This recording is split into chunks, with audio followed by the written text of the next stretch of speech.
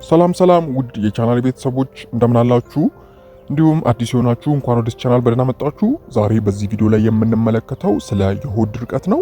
እንግዲህ የሆድ ድርቀት ብዙዎችን የሚያጋጥም ከፍተኛ ምቾት የሚነሳ የጤና እክል ነው። በየትኛውም የእድሜ ክልል ውስጥ ባሉ ሰዎች ላይ የሚከሰት የተለመደ የምግብ መፈጨት ችግሮች መካከል አንዱ ነው ማለት ነው። እንግዲህ በዚህ ቪዲዮ ላይም እንግዲህ የሆድ ድርቀት መንስኤዎች፣ መፍትሄዎችና መከላከያ መንገዶች ምንድናቸው የሚለውን በዚህ ቪዲዮ ላይ በስፋት የምናይ ይሆናል ማለት ነው።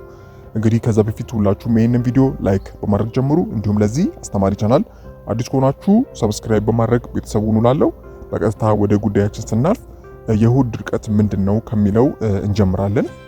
በቀላሉ ለመረዳት ያህል የሆድ ድርቀት የምንለው አንድ ሰው በሳምንት ከ3 ጊዜ በታች ሲጸዳዳ ወይም ሽንት ቤት ሲጠቀም ወይም ሰገራ ለማውጣት ወይም ለማስወገድ ሲቸገር ማለት ነው።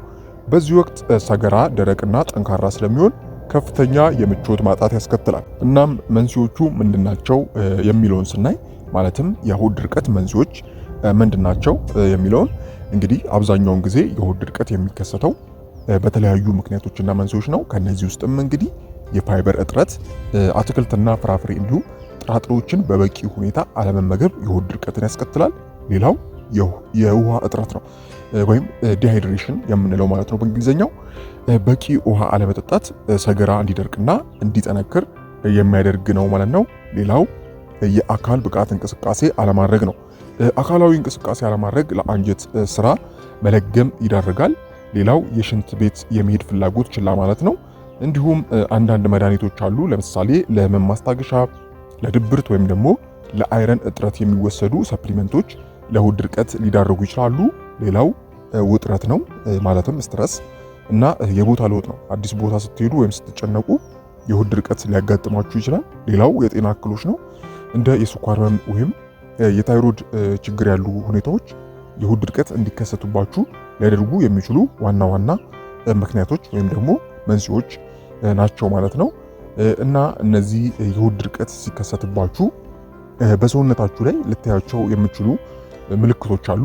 ከነዚህ ውስጥም እንግዲህ በሳምንት ከ3 ጊዜ በታች መጸዳዳት፣ ስትጸዳዱ ማማጥ ወይም የህመም መሰማት፣ ሆዳችሁ በደንብ በባዶ የሆነ ስሜት አለመሰማት ወይም ሙሉ በሙሉ እንዳልተጸዳዳችሁ የመሰማት ስሜት፣ እንዲሁም የሆድ መነፋት እና ምቾት ማጣት፣ ሰገራ ላይ ጠንካራና ደረቅ መሆን ዋነኛ የሆድ ድርቀት ምልክቶች ናቸው ማለት ነው። ከዚህ ጋር ተያይዞ እንግዲህ የሆድ ድርቀት ተፈጥሯዊ መፍትሄዎችንና መከላከያ መንገዶች አሉት። እንግዲህ አብዛኛውን ጊዜ የሆድ ድርቀት ቀላል በሆኑ የአኗኗር ዘይቤ ለውጦች ማስተካከል ይቻላል።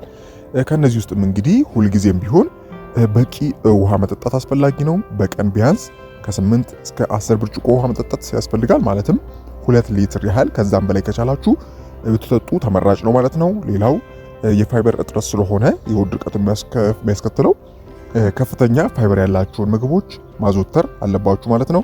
እንደ አጃ፣ አፕል፣ ፒርስ፣ ቺያሲያድ፣ ጎመን፣ ብሮኮሊ፣ ባቄላና የመሳሰሉትን ምግቦች መመገብ አስፈላጊ ነው። በተለይም አትክልቶችንና ፍራፍሬዎችን ማዘውተር ይኖርባችኋል ማለት ነው። ሌላኛውና ሶስተኛው ተፈጥሯዊ የሰገራ ማለስለሻዎችን መጠቀም ይኖርባችኋል። እንደ ፕሩን ያሉ የደረቁ ፍራፍሬዎችን ለሆድ ድርቀት ፍቱን ናቸው ማለት ነው። ሌላኛውና አራተኛው ፕሮባዮቲክስን መውሰድ አስፈላጊ ነው። ለምሳሌ እርጎ፣ ከፊርና የመሳሰሉ ፈርመንትድ ምግቦች ለአንጀት ጤና የሚጠቅሙ ባክቴሪያዎችን ይዘዋል። ሌላው እንግዲህ በመደበኝነት እንቅስቃሴ ወይም ደግሞ ስፖርት መስራት አስፈላጊ ነው። በቀን ለ20 ደቂቃ ያህል የእግር ጉዞ ማድረግ እንኳን የአንጀት እንቅስቃሴን ለማነቃቀጥ ስለሚረዳ ቀለል ያሉ እንቅስቃሴዎችን በምትችሉበት አቅም መስራት አስፈላጊ ነው ማለት ነው። ሌላው እንግዲህ በተቻለ መጠን ቋሚ የመጸዳጃ ቤት መጠቀሚያ ሰዓት ይኑራችሁ። ሌላው እንግዲህ ወሳኙ ጉዳይ የሞቀ ውሃ በሎሚ ነው። እንግዲህ በጠዋት በባዶ ሆድ የሞቀ ውሃ በሎሚ ወይም እንደ ዝንጅብል ያሉ ኸርባል ሻዮችን ለመጠጣት መሞከሩ በጣም ወሳኝ ነው። ይህም በጣም ፍቱን የሆነ መድኃኒት ነው ማለት ነው፣ የሞቀ ውሃ በሎሚ ማለት ነው። እንግዲህ የሆድ ድርቀት ከ3 ሳምንት በላይ ከቆየ፣ ከፍተኛ ህመም ካስከተለም፣ ደም መፍሰስ ከታየ፣ ያልታሰበ የሰውነት ክብደት መቀነስ ካጋጠመ ወይም ከተቅማጥ ጋር ከተከሰተ በአስቸኳይ ሐኪም ጋር መሄድ ይኖርባችኋል ማለት ነው። በተለይም እድሜያችሁ ከ50 ዓመት በላይ የሆኑ ሰዎች ድንገተኛ ሲያጋጥማችሁ ችላ ልትሉት አይገባም። ወደ ሐኪም መሄድ ይኖርባችኋል ማለት ነው።